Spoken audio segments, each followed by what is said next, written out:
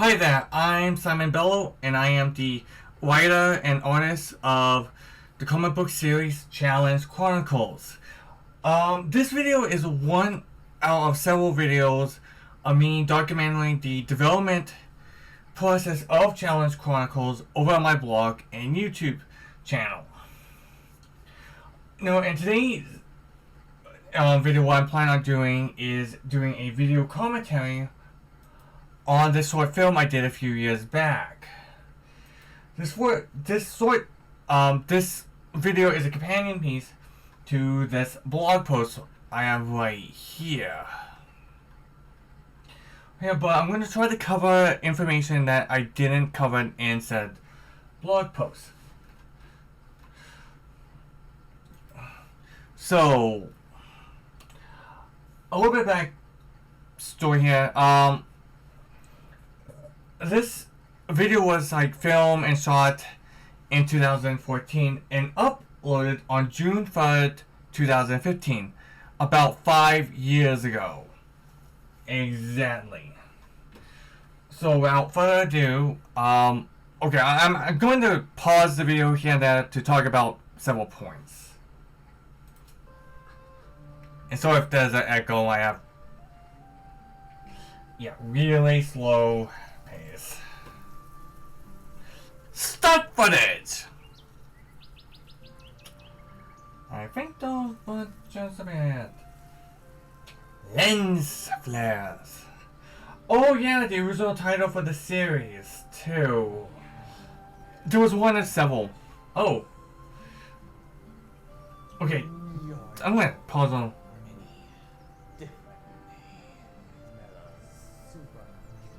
I think that's stock footage. Okay, I want to quickly pause, talk about the suit here for a sec. I went with a reflective material because I thought it would look comic booky. I did actually custom and design that emblem right here. It actually was one of the very first things I done, and yes, I do have an embroidery machine.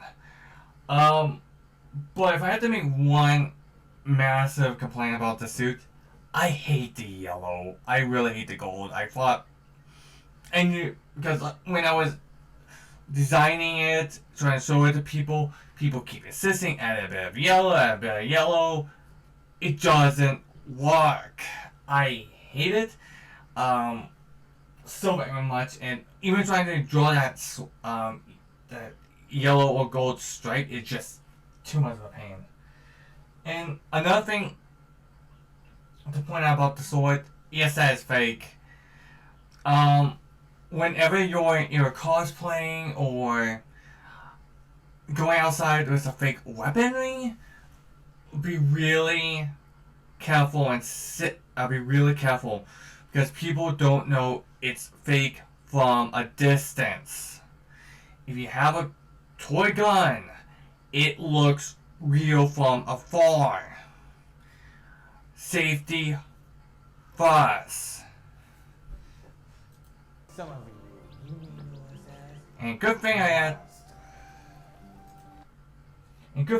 added these subtitles. Let's talk about this filming location. I went out to the park on my bike. I found a nice little spot and I just started filming. I kind of knew the location well enough to know there wouldn't be too much foot traffic. I did bump into a couple of people passing by, but not too much. And this mask was one of a prototype Spider-Man mask that I made in one of my various Spider-Man costumes. But at one point. Oh yeah, those little booties, leftovers for my Goku costume. We were known as Super. Okay, those gauntlets was a pain to make. I broke so many nails on them. And boy, do I like the orange files. Hero. But that was. And back up. That. Yes! I actually had a skeleton in my bag when I was filming this. Again, another, I guess Spider-Man costume reject, as it were. Yeah, imagine like traveling out to the park with a sword and your belt and a skeleton in your backpack. And I obviously went with Spider-Man because that's what I had. Oh, I love this light shot. I want to actually stop the video here and now to kind of show you guys something. When it comes to drawing troll eyes, I probably went through quite a few different methods since then, but this single shot was the number one thing that I pretty much used for reference material throughout the entire series. With this like glow, the fact that you can still partially see his eye color. I think in later iterations, I think he might be a good example.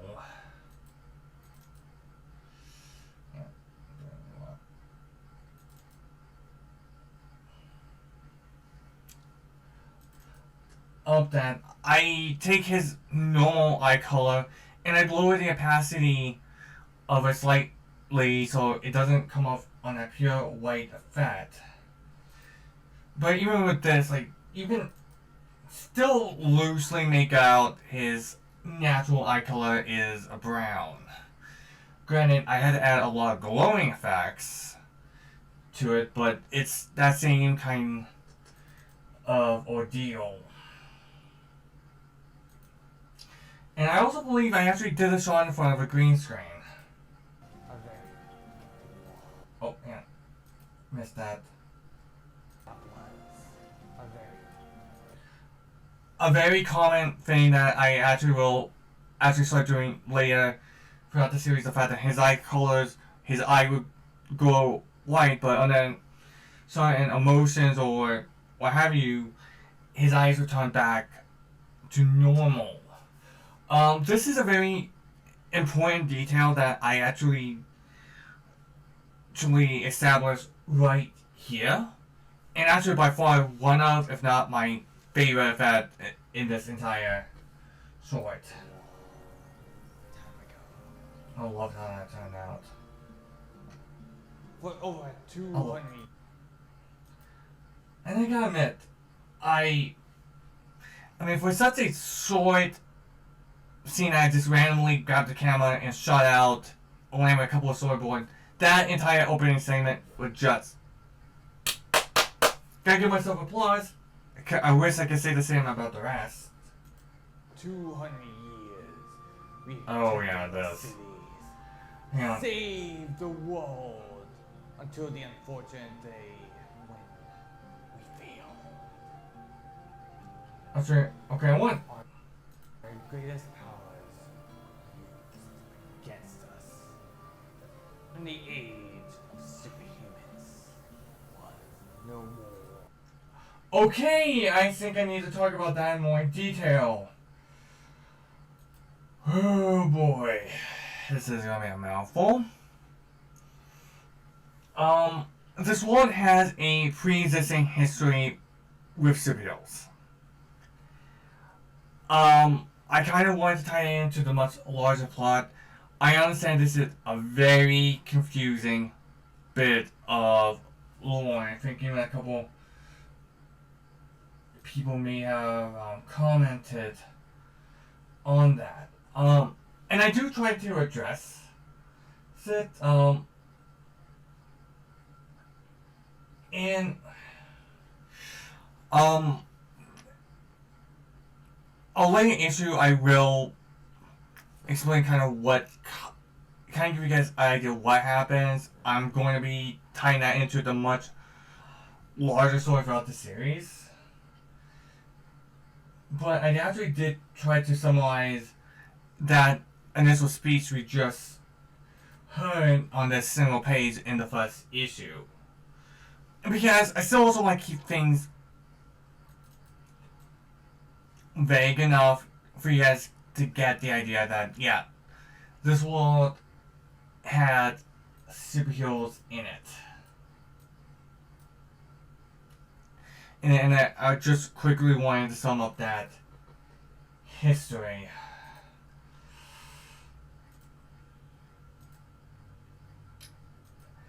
Another thing, I wish I had more capes. I just reused the cape I made for Troll. Dang! Yeah. And what, I make a lot of my own stuff. Yeah. Same green screen. The political nightmare that followed. Okay. War like no other. Okay, yeah, okay, this is something. Okay, stop it here.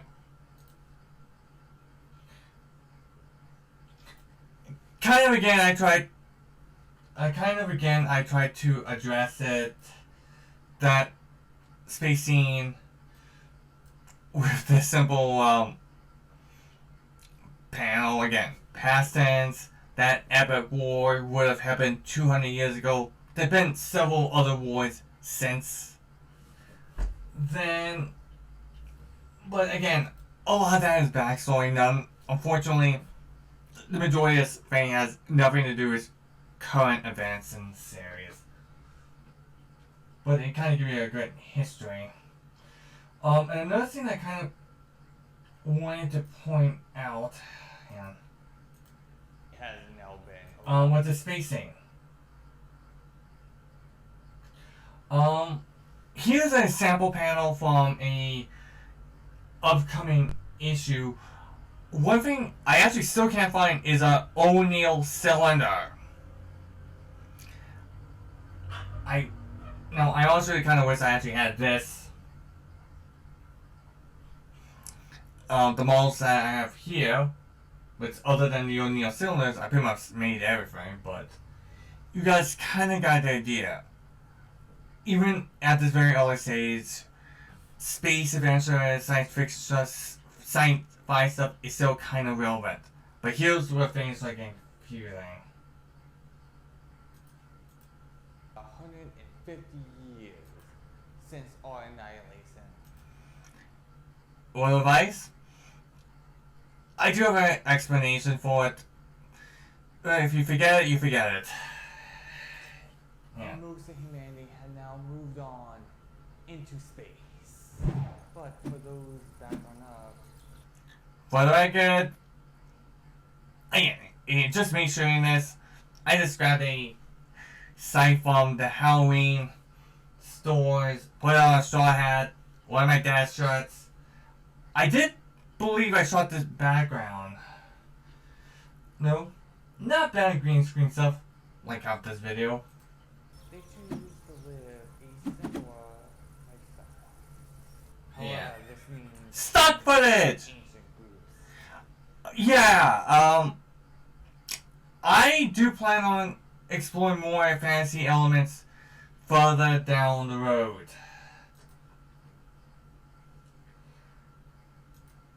Like with elves, as you can kind of see right here.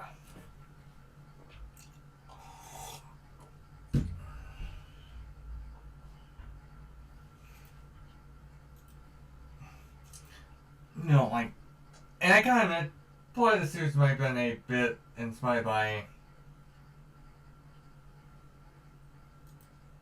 Have returned.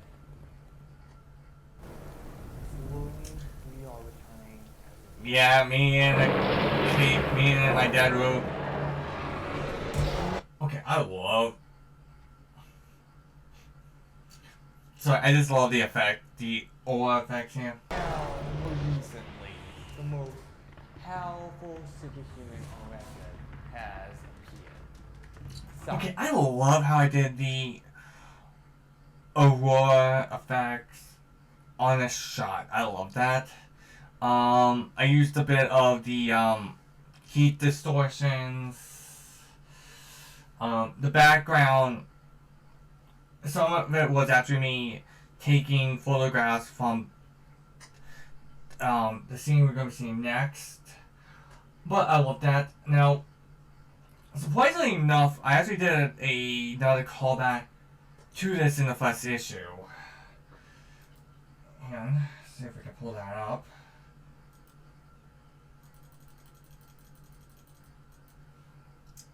Here we go. Yeah, you got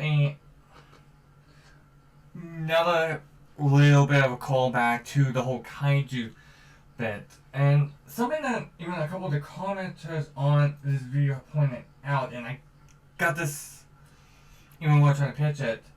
For whatever reason, some people think that, wait a minute, is Cho the reincarnation of the kaiju? No. He's not. I have no idea where the whole reincarnated bit came from, where people got that idea from. I get it now since with isekai becoming more popular, and this thing was like made even before the isekai genre as we know it became super popular. Like Sword Art Online might have came out in Japan, but it didn't quite came out here in the West till like a year or two later.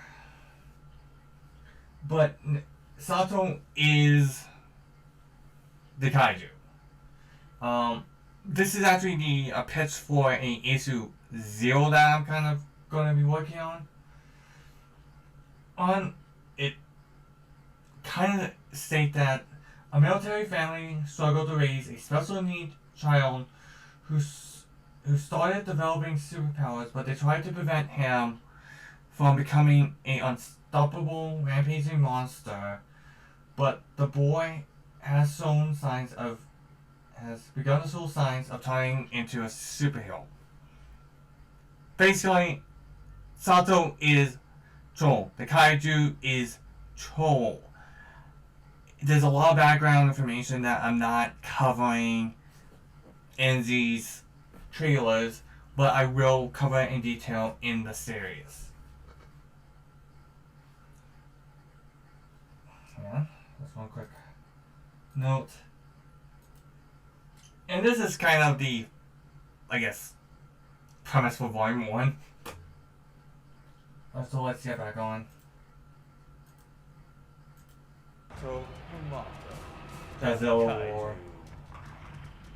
The Earth-Sphere Alliance.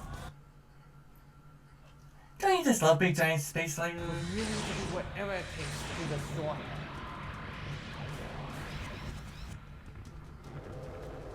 No matter the cost. And oddly enough, I created that entire,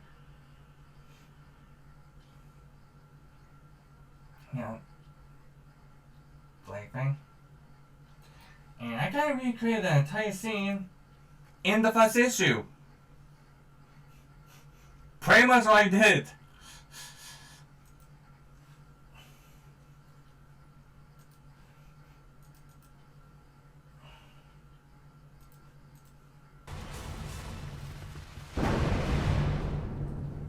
I want to know this.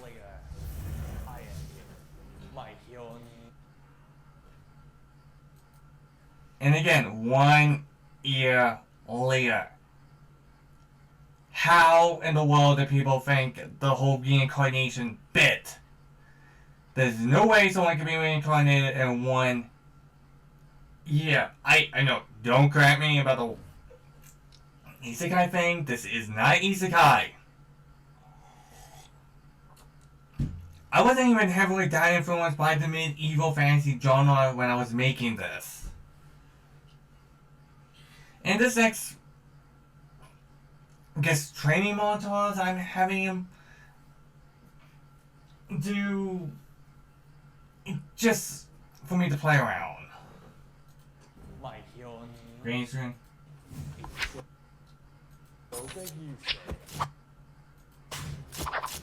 Okay. So I'm gonna cut. Okay. Oh, I thought.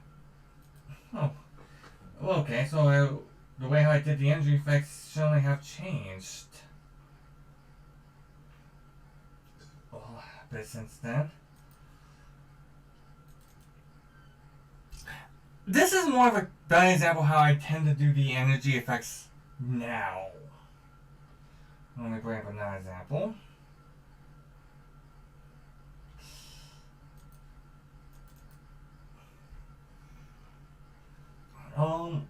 Actually, you know, it actually took me a while to find a good color to use. And, you know, let's see, do I have it? Oh. Yeah, like, I think the current color that I decided to end up using with, again, I experimented with the first couple of issues. It still had the same orangish, reddish look, but obviously on occasion I will still add some lightning effects to it. A lot. Yeah, like I'm. Oh. I am now. Never. Oh yeah, the things are turning In around. order to prevent justified Yeah. what this world has done to you. You can definitely tell whenever I'm doing the green screen. Every close-up shot, green screen. I remember when I did this, I was so tired. Okay. That hat was strangling me the entire time I was filming this. I decided to go with some very heavy fabrics for that. Again, before EVA form became that popular, for remaking that will be made of definitely different materials. And also another kind of thing to point out is the hood.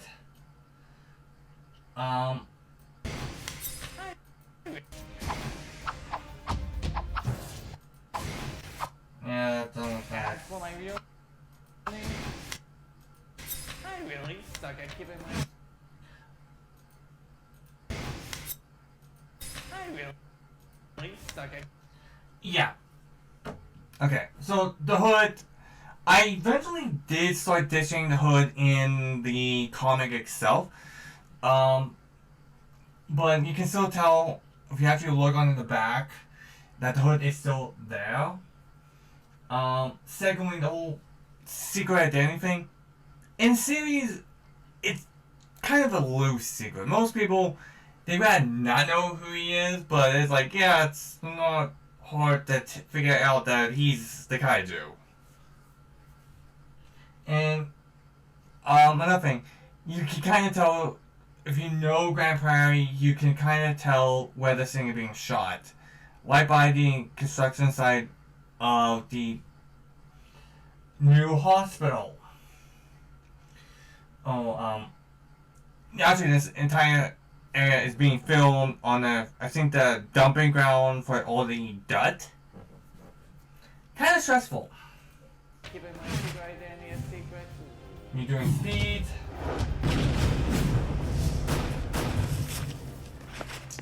And that's super good, but oh well.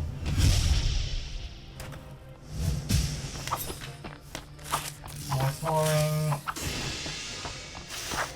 Again, this is fun here.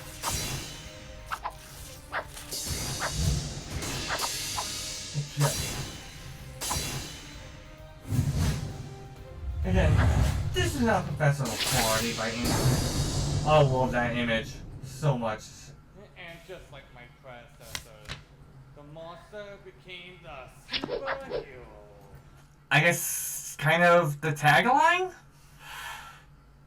So I came up with a decent enough tagline.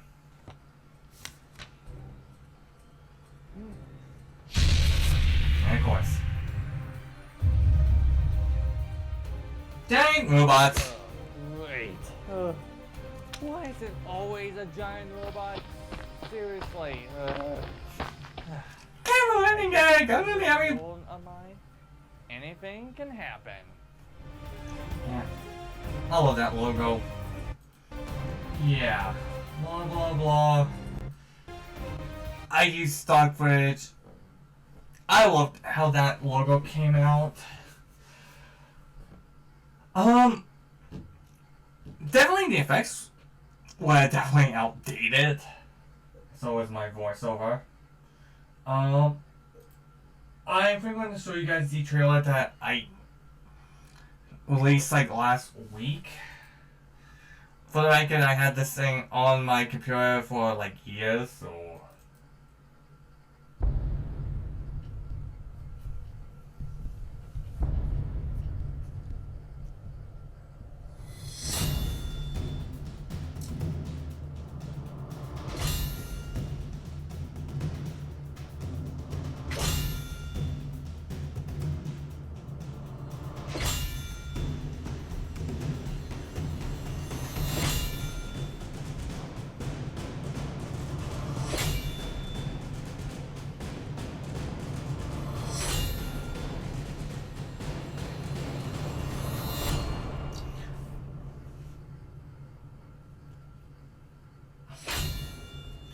Kind of amazing knowing how much a couple of years difference things make.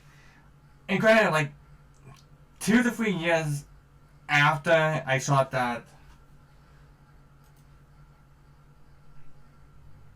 after I shot this, I started working on the comic.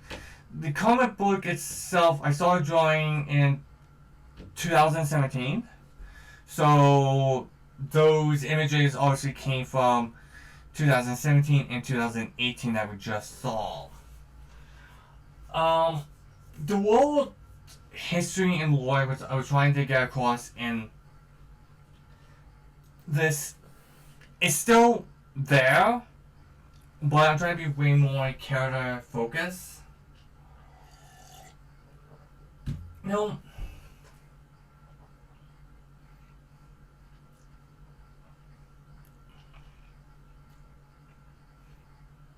Yeah, like,